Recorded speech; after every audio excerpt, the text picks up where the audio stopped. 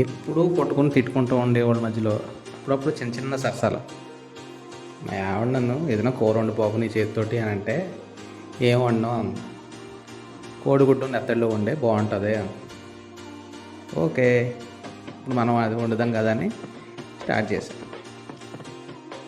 బాగా కాగిన నూనెలో ఒక స్పూన్ పసుపు వేసుకొని అందులో కోడిగుడ్లు వేసుకొని అది ఆయిల్ తీసి పక్కన పెట్టుకున్న తర్వాత నెత్తళ్ళు నీటికి కడుక్కొని వేడి నీళ్ళలో ఆ నెత్తళ్ళు అదే ఆయిల్లో వేసి ఫ్రై చేసుకోవాలి.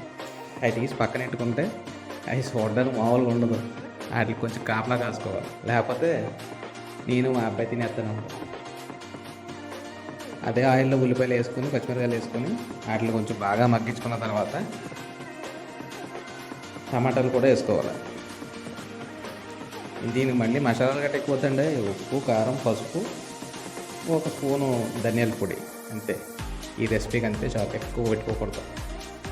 వేసుకుని లైట్గా ఆయిల్ తేలి వరకు వేసుకున్న తర్వాత ఒక టీ గ్లాస్ వాటర్ పోసుకుని ఈ కోడిగుడ్డు నెత్తళ్ళు కూడా అందరూ వేసుకుంటే రెసిపీ రెడీ. మా శ్రీమతి కొట్టిస్తే తిని చాలా బాగుందని చెప్పింది. నేను హ్యాపీగా ఫీల్ అయ్యాను. మీకు నచ్చితే